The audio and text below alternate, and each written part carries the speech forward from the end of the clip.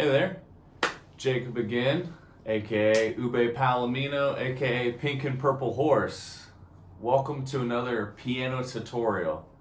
Today we're going to be talking about the song Semi-Sweet by Tom Waits off the album The Heart of Saturday Night. I love this entire album.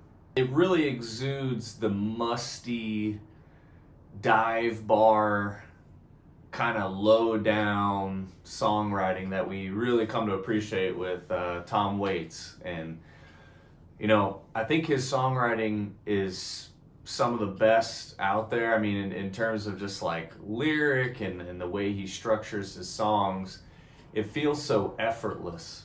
I also really like that there's just kind of like a smoke in the air. You can just kind of feel a little bit of that tension in the night, as it were. Just kind of you could tell he's a guy who stays up late, and sleeps during the day, kind of thing. So yeah, I really love this song. It's pretty easy, honestly, and straightforward. I think, to get the basics down. But what's really cool about it is if you were to play it with other people or you were to practice some of your improvising, it's a great little chord progression to do that. So let's go ahead and jump in now to Semi-Sweet by Tom Waits.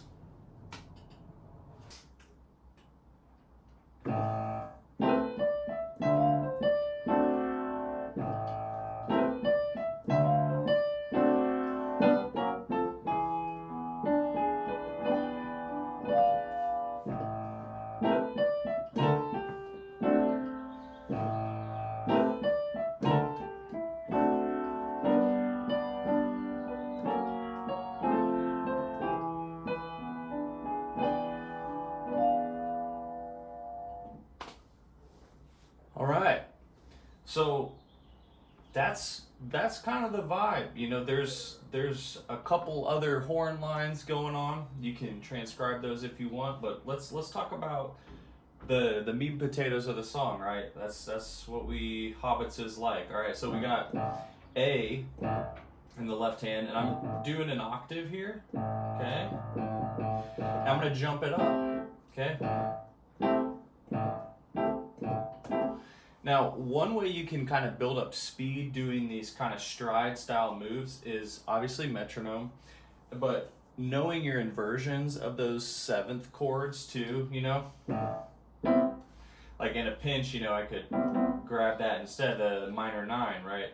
Or, I could just come up and, grab that one instead. So knowing the inversions of the chords will really help. What will also help is visualizing the target before you go there. And I talk to this to my students about this all the time, but like you should be able to kind of see where you're going and kind of think ahead a little bit. Just like when you're sight reading, right? We're not reading each note, or when you're reading a book, right? We're not reading each individual letter. We're grouping together phrases and kind of following the ideas. Okay, so with these chords, without getting too woo-woo, right? I need to see the A minor 7 before I go to it. So I need to actually look, okay, ahead of time before I'm there. Okay, so that'll help with that. And then I go to D, okay, and I jump it up here to this, okay, D7 inversion. Okay, and I'm doing that so I can keep the voices close together. I feel like this doesn't sound right. Okay, definitely doesn't sound like how he plays it on the record, and also the voices just sound really far away. It'll also kind of impede your right hand from doing different things, right? If you're taking this all the way up here, it doesn't give you as much room to play with the right hand as freely. So there's a lot of reasons we want to use that inversion. Okay, so A minor 7, A, C, E, G, and then to D7, A, C, D, F sharp. And then we just walk down major chords. G major, G, B, D, Golden Brown and Delicious, F sharp major, F sharp, A sharp, C sharp, F major, F, A, C, and we got E major, E, G sharp, and B. Okay? So G, F sharp, F, E. All right. Now we'll talk about what the right hand kind of adds to that E chord to make it a little bit bluesier, a little bit extra special. All right, but that's the basic idea with that left hand there. Okay, and usually hear that called as like a walk down. Okay, and we're literally walking the chords down in half steps. Okay. Now there's a lot of different ways you can do this, right? Sometimes you'll hear it with a diminished chord, right? You know, like a oops. Okay, but he's not using diminished chords here. You can kind of get away even with just like a power chord kind of shell if you wanted to.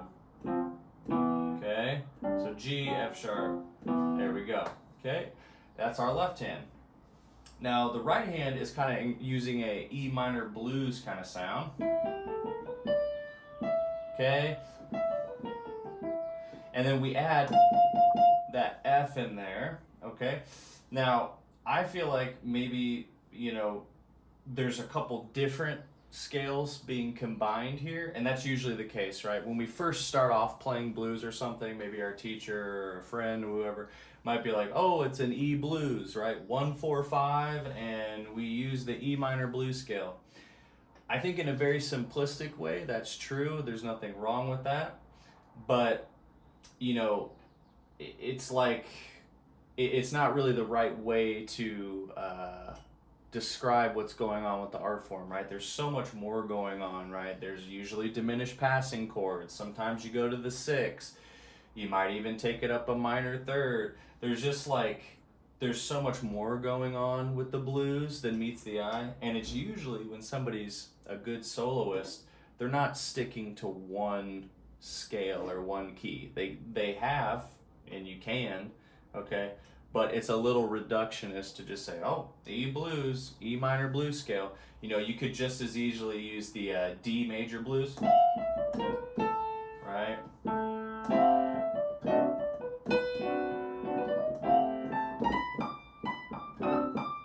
Okay, and I just combine that, even just by accident there,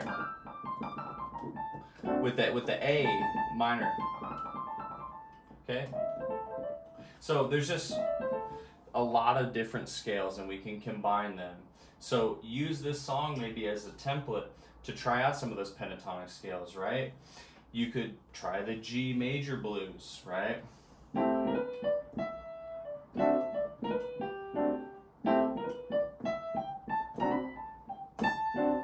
And then try combining that, right, with your D major blues.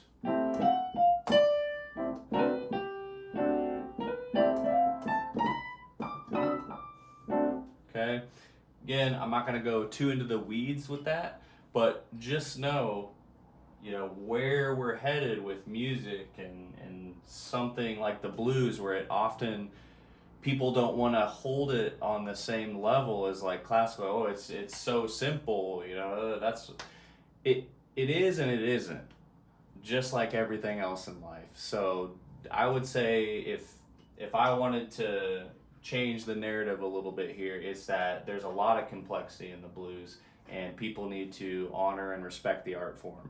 So anyways, rant over. But yeah, that's where this lick comes from that we're hearing. Okay, whoops. Okay, he ends on D usually. But you could end on E too. I mean, it's a little more, I would say, laid back, right? It's supposed to feel, it's just supposed to feel good and sound good to you, I think, is kind of the motif on this song, right? So we got that lick, and I'm just going, and I'm doing a rub. So I start on A, and then I rub the note B flat until I fall into B. And if you play them kind of in succession, with the rub happening a little after the A, it sounds kind of nice. And then later on, you'll learn how to add like notes on top.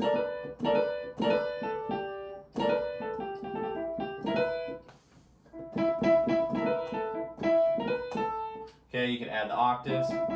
But there's all different kinds of things you can do. But you got that, and then D, E, and then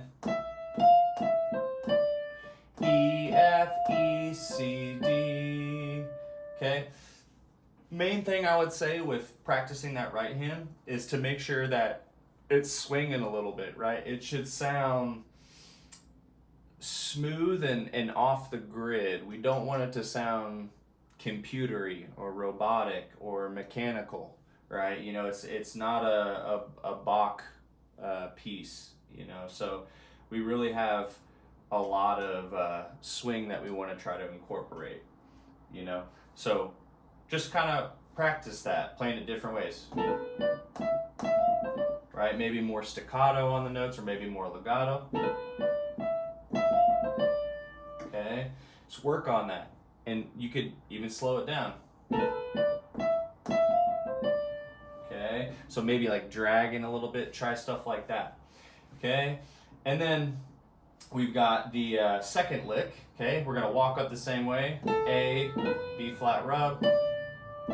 Okay, E, and then I'm gonna do what I've heard called a flick. Okay, and you hear this kind of sound all the time in a lot of like R&B, gospel, blues, like black classical music, right? So we're taking the flat 5 and going down to A. Okay, and instead of rubbing up, it's going down. Okay.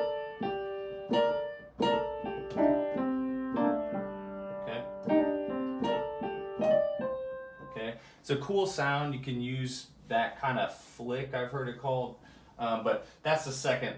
So. Okay, a little sloppy. Okay, you can even grab the D on top as well and turn into like a double stop. Okay, there's our second lick. All right, outside of that, you can really just play with different sounds, you know, just like I was talking about earlier, combining the A minor blues scale and the E minor blues.